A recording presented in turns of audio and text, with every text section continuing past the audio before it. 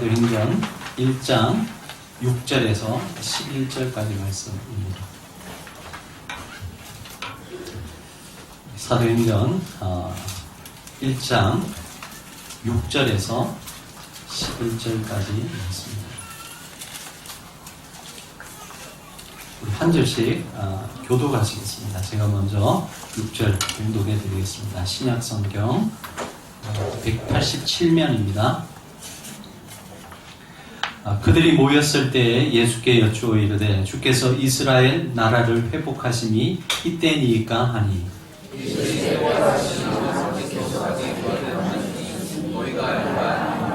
오직 성령이 너희에게 임하시면 너희가 권능을 받고 예루살렘과 온 유대와 사마리아와 땅끝까지 이르러 내 증인이 되리라 하시니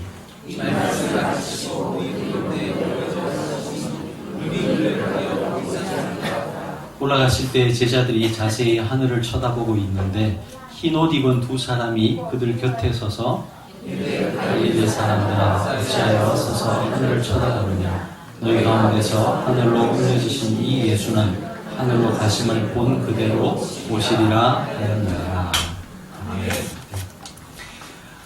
지난주 설교 말씀을 한번 되새겨 보겠습니다. 여러분 승천하시기 전 예수님께서 남아있는 제자들에게 두 가지를 부탁하셨습니다. 기억나시나요? 먼저는 예루살렘을 떠나지 말고, 예루살렘은 어떤 곳입니까? 제자들에게 두려움과 공포의 장소죠. 자기의 스승 예수께서 돌아가신 죽음의 땅이고 또 그로 말미암아 공포의 땅이었습니다. 제자들 본인들에게는 실패의 자리였습니다. 그렇게 주님을 쫓겠다고 호언장담했지만 결정적인 순간에 그 주님을 다 버리고 도망갔던 수치의 자리요, 웬만하면 기억하고 싶지 않은 장소였겠죠.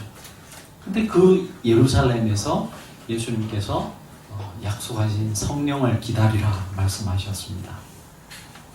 우리가 실패했던 경험들 직면하라는 그런 말씀이었고 또 죽음의 땅이지만 사실은 주님께서 또한 부활하신 곳이 바로 예루살렘이었습니다. 그리고 조금 더 제자들은 당시에는 이해 못했지만 바로 그곳에서 베드로가 설교를 통해서 많은 디아스포라 유대인들이 예수님을 알게 되고 이 복음이 일순간에 이 로마의 전 지역에 확산되는 그런 귀한 결과들을 맺게 되었죠. 그래서 당장은 우리가 이해할 수 없지만 하나님의 명령을 참고 기다리는 그런 모습들이 필요하겠다 말씀을 드렸고, 두 번째 동사는 바로 약속하신 성령을 기다리라는 말씀이었습니다. 그래서 우리는 어떤 일을 얼마나 많이 하느냐 보다는 사실은 내가 어떤 사람이냐가 더 중요하다는 말씀이겠죠. 그래서 우리가 하나님의 일을 하는 것도 중요하지만 더 중요한 것은 하나님의 사람이 되는 것입니다. 약속하신 것을 기다리라는 말씀은 그런 의미에서 우리가 한번 생각해 볼 수 있습니다. 그래서 어떤 면에서 이 사도행전이라는 굉장히 긴 이 누가의 편지는 이 두 가지 동사에 기초해서 세워져 있다라고 해도 과언이 아닐 것입니다. 오늘은 1장 6절에서 16절까지의 말씀을 가지고 하나님의 말씀을 함께 나누도록 하겠습니다. 여러분 누구를 가르쳐 본 적이 있습니까? 가르쳐 보신 적이 있으시겠죠? 저는 수학을 정말 못하는데요. 우리 아이들 뭐 수학 가르쳐 달라 그러면 엄마한테 가라고 다 얘기하거든요. 정말 못하는데 가령 어떤 학생을 가르친다고 생각해 보십시오. 더하기, 빼기부터 시작해서 곱하기, 나누기 오랜 시간을 걸쳐서 정말 잘 알아듣고 해서 미분적분까지 이제 가르쳤습니다.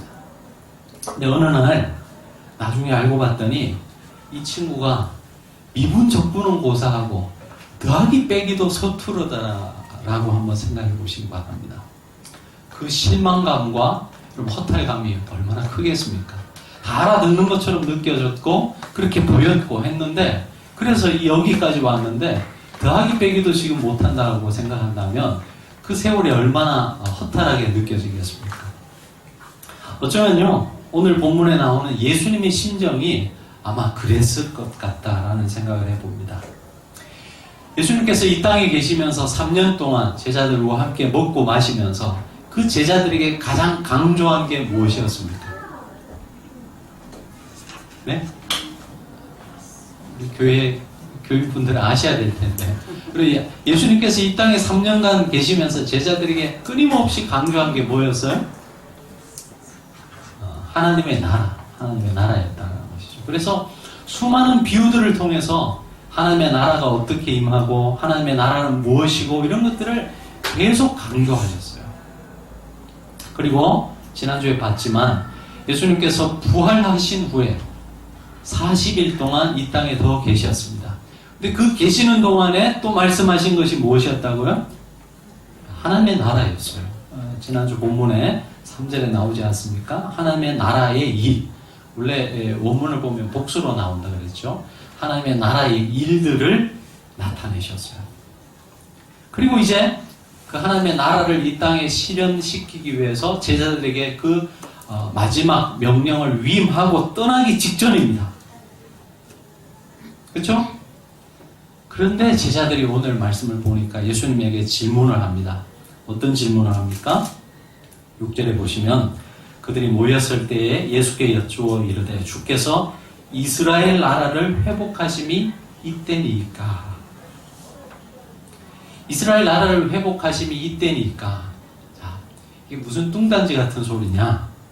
여러분, 아직도 제자들은 예수님께서 말씀하신 이 하나님의 나라를 제대로 이해하고 있지 못했다라는 증거입니다. 예수님께서는 온 인류를 품는 이 보편적인 하나님의 나라에 대한 이야기를 했는데 여전히 이 제자들은 이 혈통적 유대인들의 이 이스라엘의 회복을 묻고 있다는 것이죠. 정치적 해방을 하나님의 나라로 오해하고 있었다는 것입니다. 제가 예수님이었다면 정말 실망했겠다는 생각을 해보았습니다. 그런데도 예수님께서는 성령 하나님께 이 남아있는 제자들을, 무지한 제자들을 맡기고 이제 승천하시게 됩니다. 말씀을 보니까 하늘로 올려져 구름이 그를 가리어 보이지 않게 되었다라고 말씀하고 있습니다. 그리고 예수님께서 승천하셨어요.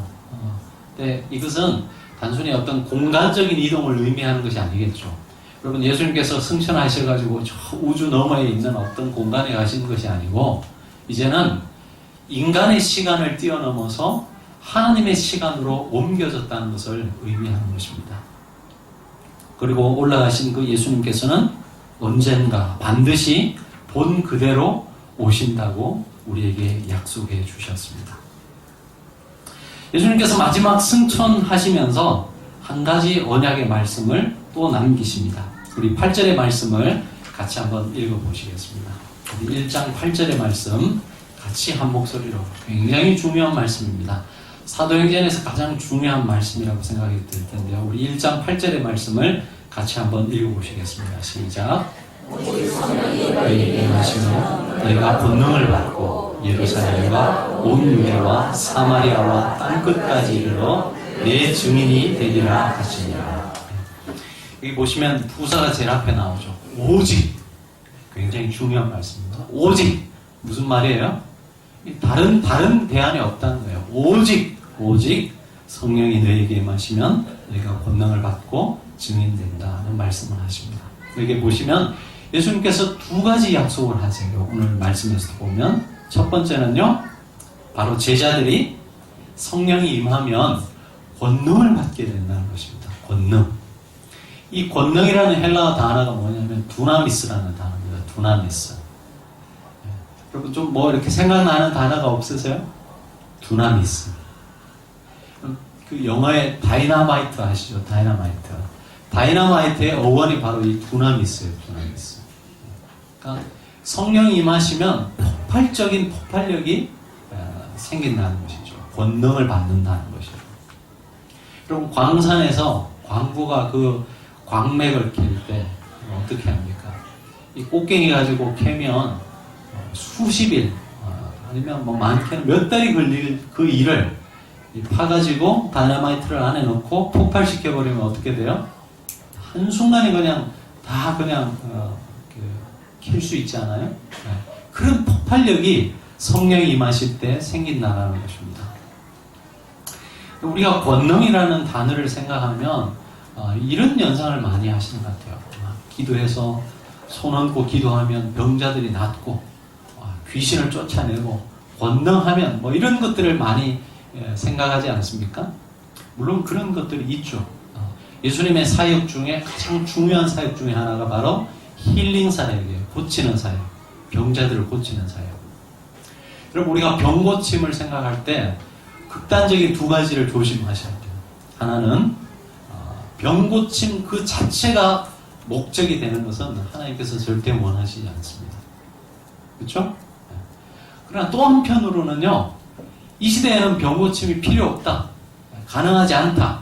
이것은 사도행전이 쓰여질 예수님 당시에 해당되는 일이지 요즘은 이런 역사가 없다. 이렇게 치부하는 것들도 우리는 조심해야 합니다. 우리는 지금도 우리가 기도하면 하나님께서 또 역사하시면 얼마든지 하나님의 이 기적의 역사가, 병고침의 역사가 일어난다는 것을 인정합니다. 성령이 임하시면 이런 힐링의 역사가, 고침의 역사가 반드시 일어납니다.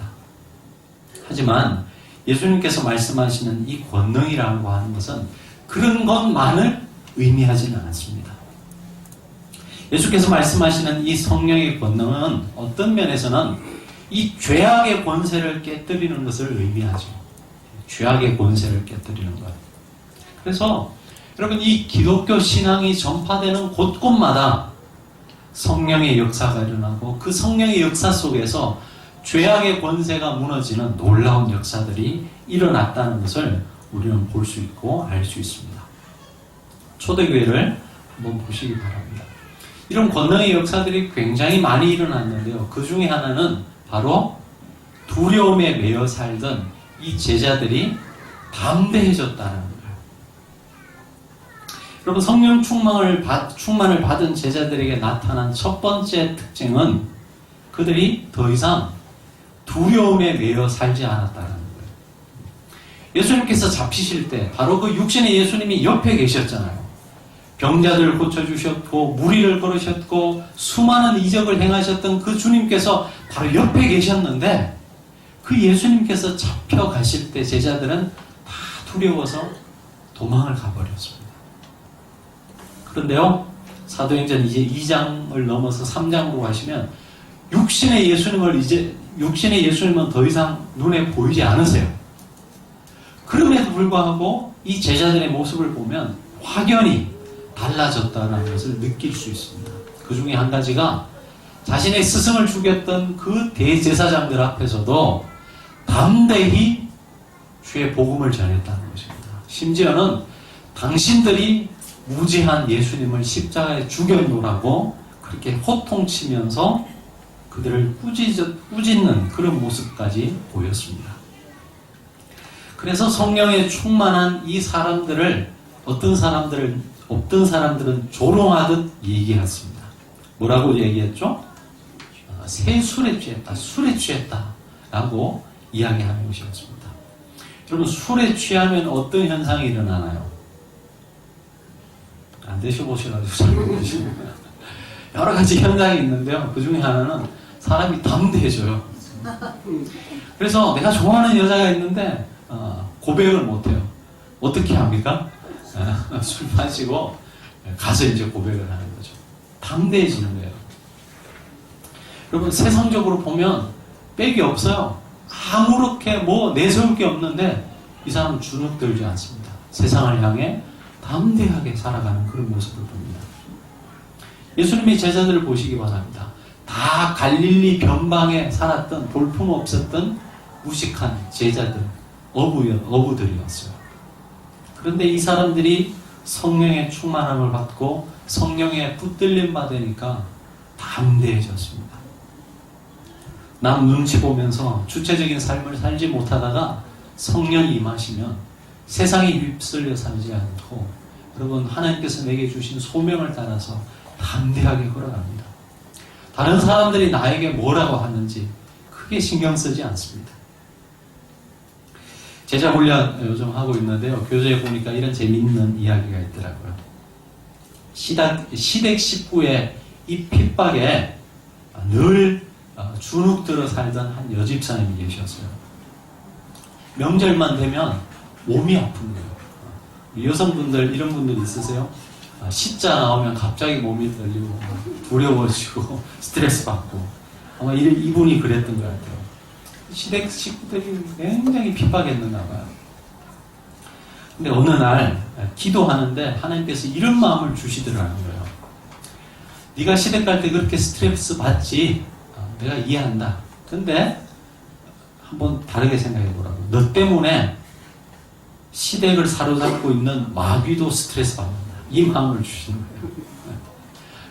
그럼 그렇다고 해서 시댁 식구가 마귀냐? 그건 절대 아니에요. 여러분, 시댁 식구를 마음을 사로잡고 있는 그 마귀도 너 때문에 스트레스 받고 있다는 마음을 주신 거예요. 이분이 이때부터 표정이 바뀌기 시작했다는 거예요. 그리고 이제는 시댁 식구들 만나는 것이 그렇게 스트레스가 안 되더라는 거예요. 그러니까 자주 찾아뵙게 되겠죠. 그리고 정말 이전에는 시댁만 가면 막 인상이 쓰여지고 막 이랬는데요. 이제는 얼굴이 펴지고 그러니까 이 시어머니가 놀란 거죠. 그리고 결국 이런 사랑을 받으면서 그 온 시댁 식구가 예수님을 믿는 그런 가정으로 바뀌게 됐다는 그런 이야기가 나옵니다. 여러분, 직장에서 여러분의 상사가 두렵죠. 물론 그분들을 존중해야 되지만 여러분 그렇다고 해서 여러분의 상사에 의해서 여러분의 생사 여탈권이 그분들에게 달려있다라고 생각하지 마시기 바랍니다. 여러분의 삶의 주권은 하나님에게 있다는 것을 꼭 기억하시기 바랍니다. 성령이 우리에게 임하실 때 그것을 깨닫게 하신다는 거예요. 그러면서 우리를 새로운 존재로 빚어가시는 그런 주님의 모습을 우리는 경험하게 된다는 것이죠. 그리고 타락한 인간은 실존적 두려움을 누구나 가지고 살아갑니다. 이것은 어떤 사람도 예외가 없어요. 그래서 이 두려움을 극복하기 위해서 어떤 사람들은 재물을 계속 모아요. 미래를 생각하면 두렵거든요. 그래서 가졌는데도 저 사람이 저 정도 가지면 될 것 같은데도 끊임없이 모아요. 왜요? 이 두려움이 그걸로 해결 안 되는 거예요. 그러면 세상 사람들을 여러분 이해할 수 있겠죠. 왜 저 사람이 저렇게 세상적으로 보면 가쁜데 왜 저렇게 가지려고 또 노력하는지 우리는 이해할 수 있습니다.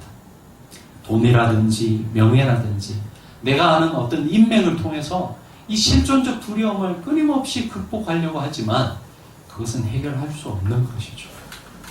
성령이 임하실 때만 그리고 우리 인생을 새로운 관점에서 바라보기 시작할 때 해결할 수 있다는 거예요. 이런 권능이 우리에게 주어집니다. 성령의 역사가 일어나면 또 죄로부터 해방되는 권세를 우리는 맛보게 됩니다. 우리 제자훈련 교재에 마침 이번 주에 이 이야기들이 있어서 여러분을 또 소개합니다. 주님을 바라보는 삶을 통해서 삶의 변화를 경험하게 된 한 분이 그 목사님에게 자기 담임 목사님에게 이런 메일을 썼다는 것을 소개하고 있습니다. 한번 여러분 생각해 보시기 바랍니다. 목사님, 저의 삶에 많은 변화가 생겼습니다. 가장 큰 변화는 예수님이 내 안에 오셨고 예수님이 나의 주인, 나의 생명 되셨다는 고백을 계속하면서 끊어지게 된 죄가 있습니다. 그것은 바로 음란이었습니다. 교회에서 오랫동안 사역해 왔음에도 불구하고 음란의 죄는 참 끊기 힘들었습니다. 그러나 목사님의 설교를 들으면서 예수님이 내 안에 오셨고 성령님은 나와 늘 함께 하신다는 믿음을 갖게 되고 그 믿음을 계속 고백하면서 정말 음란의 죄가 끊어졌습니다. 이것은 저에게 정말 놀라운 변화입니다. 결코 이길 수 없었던 죄였습니다. 다시는 죄를 짓지 않으려고 결심하고 넘어지고 결심하고 넘어지기를 수없이 반복했습니다. 그런데 예수님을 믿는 믿음의 눈이 뜨이고 나서는 음란이 더 이상 저에게 큰 유혹거리가 되지 않았습니다. 정말 주님이 하셨습니다. 여러분, 이런 것들 뿐이겠습니까? 어떤 분들은 지나친 게으름에 빠져서 살아갑니다. 어떤 분들은요, 프로야구 시즌이 되면 미쳐버려요, 사람이. 특별히 남성분들, 그런 분들 계실 거예요. 아주 열광적인 스포츠에 빠져서 살아가는 분들도 있습니다. 어떤 분들은 인터넷에 빠져요. 인터넷, 하는 거 없어도 그냥 늘 달고 살아요. 여러분, 이처럼 인간의 이 건강한 삶을 해치는 것들로부터 우리는 수없이 결단하고 결심하지만 이것이 아니라고 생각하지만 벗어날 수 없는 그런 습관들로부터 성령이 임하시면 끊어버리게 된다는 것입니다. 또 한 가지는 여러분, 우리를, 인간을 가장 또 얽매이게 하는 것 중에 하나가 탐욕 아닌가요? 이런 탐욕의 죄로부터 우리를 자유케 하십니다. 자기 자신을 향한 이기심으로부터 여러분 자유로운 사람이 있습니까? 그렇죠. 그런 사람은 없죠. 근데 우리 인간의 삶을 보면 대부분의 인간의 삶의 이 불행을 경험하게 되는 원인이 바로 이 이기심에서부터 시작되는 것이죠. 부부관계들을 보십시오.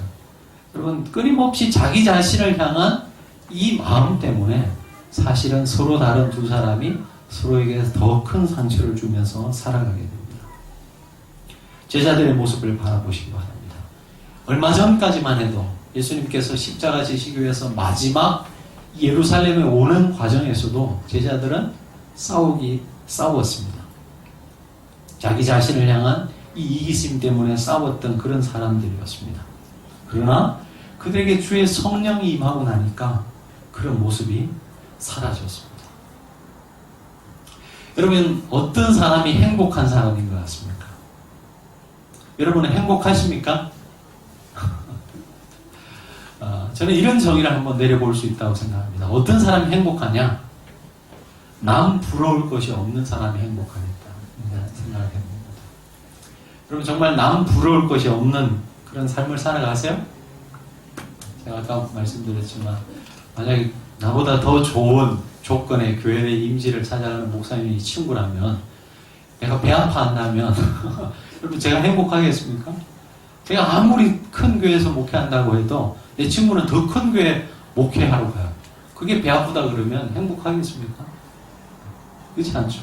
근데 남 부러울 것이 없는 그런 삶을 살아간다면 그 사람은 정말 행복한 사람일 것입니다. 우리가 탐욕으로부터 자유롭게 된다면 남 부러울 것이 없는 사람이 될 것이다. 저는 그렇게 생각합니다. 여러분, 이 천지를 지으신 하나님께서 나 같은 미약한 존재를 사랑하고 있다는 것을 우리가 느끼면 아마도 우리는 남 부러울 것이 없는 사람이 될 것입니다. 하나님의 성령이 임하실 때 이런 권능의 역사가 일어난다는 것이죠. 우리 스스로 끊어버릴 수 없는 이 죄악의 깊은 뿌리들을 끊어버리게 된다는 거예요. 이것은 개인뿐만 아니라 사회적으로도 마찬가지입니다. 여러분, 성령의 어떤 그분의 역사심이 일어나는 그런 사회, 역사적으로 보면 그 사회가 변화되었던 그런 모습을 봅니다. 불의가 떠나가고 어둠이 물러가고 공의가 세워지면서 그 사회 구성원들 전체가 함께 행복한 삶을 살아가는 그런 사회가 되는 것이에요. 성령이 임하실 때 이런 권능의 역사가 우리 개인의 삶뿐만 아니라 우리가 몸담고 있는 공동체, 사회 곳곳에서 일어난다는 것이죠. 이런 권능의 역사가 임하게 되는 것입니다. 두 번째, 성령이 임할 때 어떻게 된다고요? 증인이 된다는 것입니다. 증인이 된다. 여러분, 이런 권능은 우리 자신을 위해서 주신 것이 아니에요. 하나님께서 우리 자신만을 위해서 주신 것이 아니에요. 이런 권능을 받을 때, 우리가 성령의 권능을 받을 때 여러분, 누가 높임을 받느냐? 바로 예수 그리스도께서 높임을 받게 됩니다. 그리고 우리는 그분의 증인이 되는 거예요. 성령 하나님이 가지신 별명 하나가 있어요. 그것은 무엇이냐 하면, 여러분, 성령 하나님은 독특한 별명을 갖고 계신데요. 수줍어하는 영이세요. 수줍어하는 영. 그래서 성령이 임하시는 곳에는요, 성령 하나님이 드러나는 곳이 아니고 예수 그리스도가 드러나세요. 잘 이해하시기 바랍니다. 성령 운동하는 분들이 굉장히 조심해야 되는 것이 이거예요. 성령 운동하면 어떤 성령의 신비로운 어떤 역사들을 우리가 다 생각하지만 그렇지 않고요. 성령이 임하실 때 가장 높임을 받고 드러나는 분은 예수 그리스도세요. 왜냐? 성령 그분이 바로 예수님의 영이기 때문에 그렇습니다. 옛날에 이단들도요, 많은 성령의 권능을 행했습니다. 그러다가 나중에는 그 권능 자체에 빠져버리고 그 권능을 통해서 자기 자신을 높이다가 그런 저주의 길을 가게 되었던 것이죠. 박태선 장로 같은 경우 다 그렇지 않습니까? 여러분 굉장히 대단했다고 제가 들었어요. 성령이 임하시면 우리 인간의 모습이 사라지고요. 그곳에 예수 그리스도께서 드러나십니다. 그리고 그분이 전파되게 되는 거예요. 그런데 증인이 되는데 어떻게 전해집니까? 누구에게 전해집니까? 특정한 사람들에게 전해집니까? 그렇지 않죠. 오늘 말씀해 보시면 예루살렘과 온 유대아와 사마리아와 땅끝까지 이르러서 증인이 된다고 하셨습니다. 도무지 함께 할 수 없는 이 두 무리의 사람들이 함께 하게 된다는 거예요. 복음은 어떤 특정한 민족이나 특정한 사람들에게만 주어진 것이 아니고 특정한 사람들에게만 필요한 것이 아니고 온 인류에게 모든 사람들에게 필요하다는 것을 말해주고 있습니다. 한 남자가 친구에게 고민을 풀어놨어요. 요즘 아내가 다이어트를 하는데 살이 너무 빠진다는 거예요. 그러면서 어떤 다이어트를 하냐고 물어봤더니 승마를 한다는 거예요.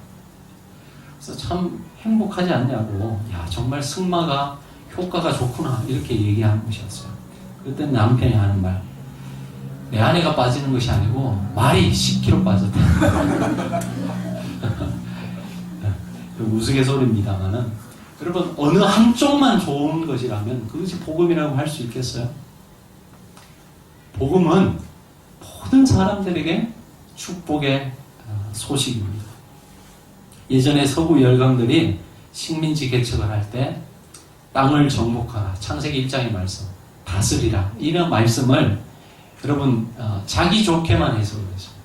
그래서 서구 열강들은 엄청난 부를 쌓았지만 반대로 식민지 지배 사람들은 엄청난 핍박을 당하고 고난을 당했습니다. 이것이 복음이겠습니까? 그렇지 않죠. 복음이 전해지는 곳곳마다 종과 자유자, 부자와 가난한 자, 그리고 남편과 아내 다 행복하게 되는 거예요. 주의 성령이 임할 때 이런 일들이 일어난다는 것이죠. 말씀을 맺겠습니다. 여러분, 저와 여러분이 내 자신만 의지하고 살면은 우리는 우리만큼의 삶을 살아갈 수밖에 없습니다. 이해하시죠? 내가 내 힘만으로 산다 그러면 내 인생의 그런 만큼만 살아가는 거예요. 그러나 여러분 우리가 성령을 덧입으면 성령의 권능을 받으면 우리가 하나님만큼의 삶을 살아가는 거예요. 오해하지 마시기 바랍니다. 하나님 같이 된다는 것이 아니고 하나님적 삶을 살아가게 된다는 것입니다. 그래서 성령을 받고 안 받고는 여러분 선택사항이 아니에요. 우리는 모두가 성령의 충만함을 받아야지 살아갈 수 있는 존재입니다. 그래서 서양 속담에 이런 속담이 있다고 합니다. 성령 받지 말고 목회나 해라. 여러분 상대방을 업신여기고 저주할 때 하는 말이에요. 성령 받지 말고 목회나 해라. 성령 없이 목회할 수 없다는 것이겠죠. 목회자에게만 해당됩니까? 여러분 성도는 성령 하나님의 도우심 없이 살아갈 수 없습니다. 여러분 성령이 우리 가운데 임하시고 그분의 역사 속에 거할 때만 성도가 성도의 삶을 살아갈 수 있습니다. 그때 우리 내면의 변화가 일어나고 여러분의 가정이 새롭게 되고 여러분의 일하는 일터가 새롭게 될 수 있습니다. 하나님이 주시는 이 놀라운 생명력이 저와 여러분을 통해서 흘러넘쳐요. 그냥 내 종지에 그냥 잔잔하게 머물러 있는 것이 아니라 이것이 끊임없이 솟아나서 이 생명력이 끊임없이 여러분의 삶의 흘러감으로 말미암아 여러분 때문에 새로운 생명의 역사가 일어난다는 것입니다. 이런 역사가, 이런 생명의 역사가 여러분 모두에게 임하기를 주 이름으로 축원합니다.